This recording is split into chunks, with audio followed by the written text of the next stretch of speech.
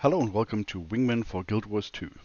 Golem benchmarks and speedrun records are a great way to compare classes, but didn't you always want to know how real players perform in real situations? Wingman tries to answer this, based on a large set of raid, fractal and strike mission logs from many different players, beginners, pugs, static groups and speedrunners alike. In the next minutes I demonstrate the main features to you, so how you can visualize what class performs how good on which bosses, which comps and professions are usually used on which bosses and which are the most efficient, how the various balance patches of Guild Wars 2 impacted the boss performance of the classes, where you can find the best kill times and best DPS players, an extended page of your personal Killproofs which takes your main classes into account, the weekly progress of raid completion from you or your static group, and an illustration of your personal peer network.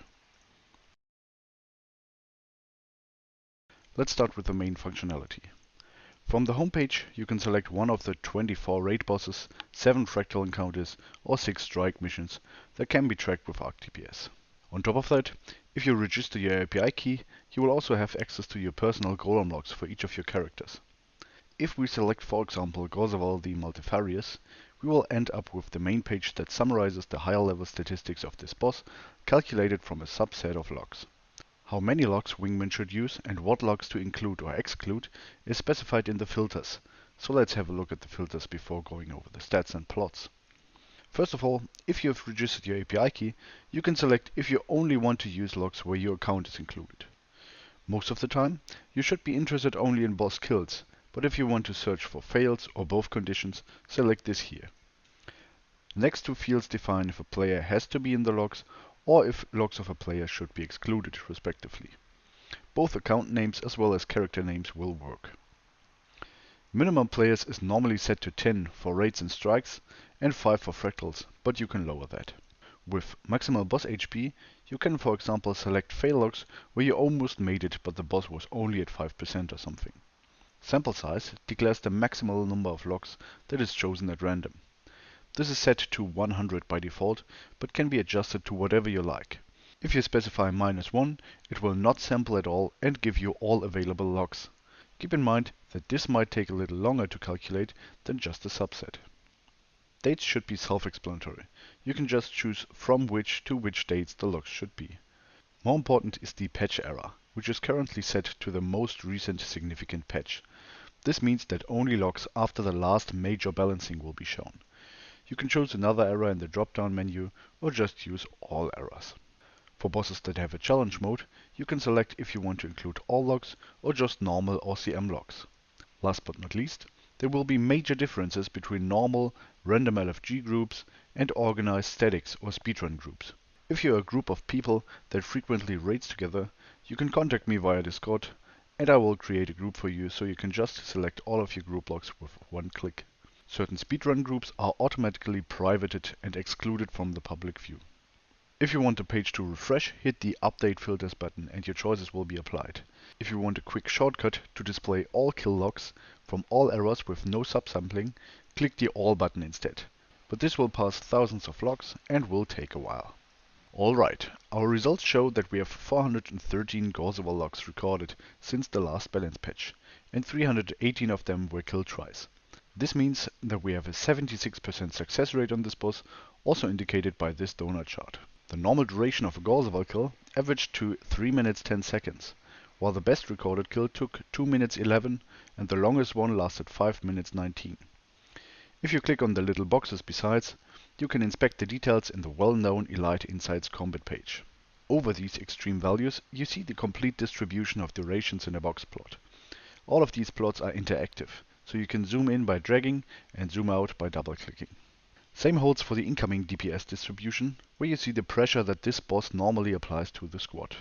On the right hand side, you have some basic stats such as HP, toughness, CC bars, attack delay, hitbox, average down states and average deaths. Coming to the most important part. The big box plot below shows the target DPS distribution of all professions from the currently selected logs. They are sorted by the median DPS of the class, so classes to the left probably perform better in terms of DPS than classes on the right. Each point in this plot corresponds to one player of this profession, and if you left-click them, the corresponding log will again be opened. If you specified your API key, your own characters will be highlighted in yellow. If you want to zoom out, I recommend to use double right click, as this prevents opening a log by accident.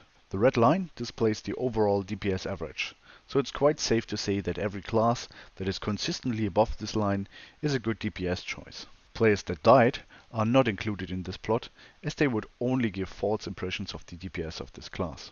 The default view does not take into account supporters, as more often than not, you want to compare pure DPS classes to each other. Yet on the second page you will find the same plot with supporters included.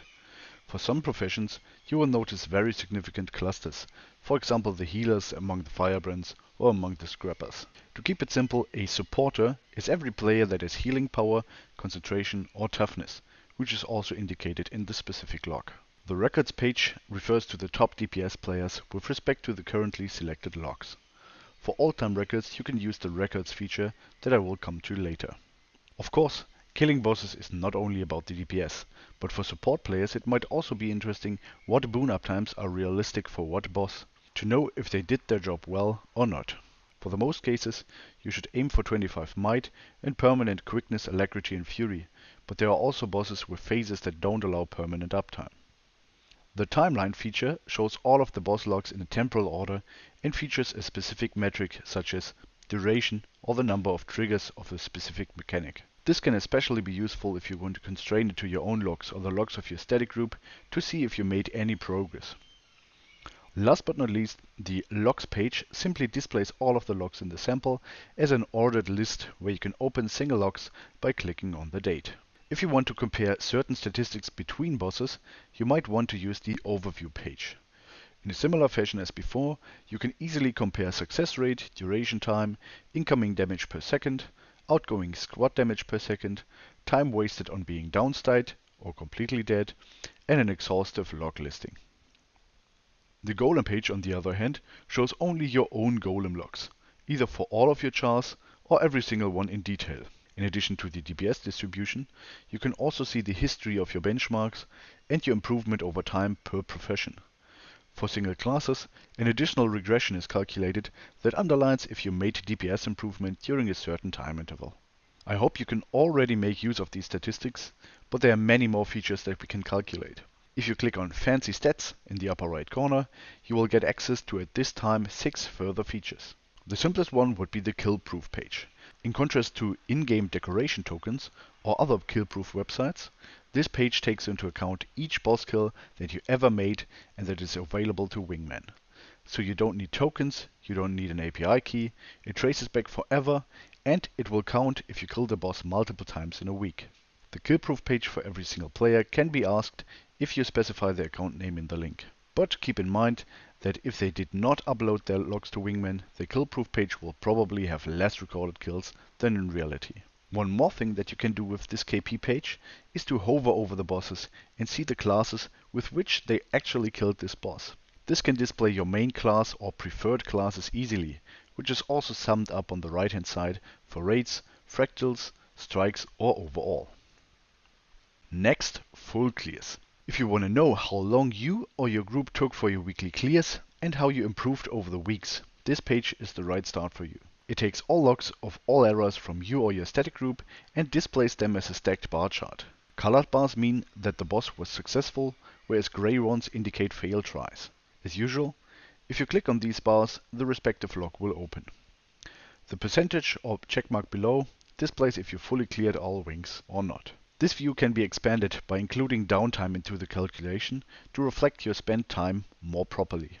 This downtime can occur by waiting for group members, LFGing, intermediate events, relogging or else. If it would exceed 30 minutes, this downtime is discarded and treated as if you started over again. If you want to know if your particular boss kill times improved, you can compare these in the Only Best Kills tab. And again, a sorted list of all included logs can be found on the last page. But what are the best comps for which boss? If you want a data-driven answer, the comp analyzer can help you out. Here we see the first fractal CM boss and 4 metrics to look at. At first, we have comp frequency. This just counts how often a comp was played at this boss and displays them in a descending manner. I think it nicely describes the current metagame. Next up, you have the same thing for single professions in these comps. with Firebrand leading the way. I wonder why this might be. In contrast to the comp frequency, the comp efficiency sorts the different comps not by the number of occurrences, but by the average kill time, ascendingly. That means that even if this rainbowy comp is the most popular one, this RGB comp is just faster than everything else most of the times. Surely this page cannot tell you anything about the safety, variability or ease of these comps, but for this you have other very good websites. Finally, the profession efficiency highlights which professions contribute to faster or slower kill times on average. In this example, kills with Dragon Hunters or Soul Beasts are generally faster than average, but carrying a Core Guardian or Tempest would rather prolong your fight. Clearly, this can get more complicated when analyzing 10-man comps, but I hope that you get a good impression which classes are popular on which boss and which are efficient. Surely, if we have a large dataset of boss kills, it is not hard to compute record times as well. The record page shows you the best kills and comps of a specific patch or even all time. Above that, it also calculates the best DPS players for each profession averaged over all bosses from all game modes. This means that, for example, for each boss, all Dragon Hunters from all existing logs were collected and compared to each other. Players that are consistently above other players thus are listed in this leaderboard of their profession. Please don't be toxic and don't take these too serious. One very interesting metric that you can only see from a lot of data is how balance patches impacted the viability of classes on certain bosses. For this I implemented the balance patch impact page where you can see the development of your profession over time. Let's take the Dragon Hunter for an example again, as this is a class that was always very popular since Heart of Thorns. These timelines basically display all performances of Dragon Hunters during a particular patch, one patch after another. Each patch is compared to the previous one with a statistical t-test to figure out if there was a significant difference to before. Statistical differences are marked in green and only occur if the variances of the two DPS distributions are far enough apart. So it is robust in cases of low data, but can get significant too fast if you have lots of data. Yet if you hover over the significant change, you will also see a percentual change to before, so like plus 10% or minus 5% DPS. Now you can estimate how the theoretical changes and benchmark differences impact the actual live boss performance. Still, take these insights with a grain of salt, as it heavily relies on the quality and representativeness of the used data. Last but not least, you can visualize your peer network with Wingman. That means you can see with which players you play most and how they are connected. Additional to the usual filters, you can set the minimum threshold, so a number of logs that you should have with a player before is considered, and the screen resolution of the network. The bigger the icons, the more often these players appeared in your logs. If you click on the player, connections to all other players that you rated with are displayed in green. The positioning of this network is physics-based, so players with the same peers group together. If you, for example, happen to rate regularly with two different groups, these will contrast against each other in separate clusters of the network. Regarding the icons, each player will be displayed with the profession icon that he played most of the time. These are the key features of Gw2 Wingman at this time. So, do you want to contribute? If you want to submit your logs to the Wingman database, follow the instructions on the uploader page, or if you already have links online on other pages, paste these in the manual upload form. If you want to support us financially, there's a Patreon link also available. All money collected will go into the development of Wingman, for example for better service, faster calculations, more space, or maybe a shorter URL eventually. We actually want to make all Wingman features available to everyone for free. But if you support us this way, you can choose a fancy emoji or symbol that will be added to all of your characters on every page for everyone to see, and you can freely choose the color of your DPS highlighting in all plots. Feel free to join our Discord server to keep updated, ask questions and make suggestions. Thank you for watching and enjoy our features.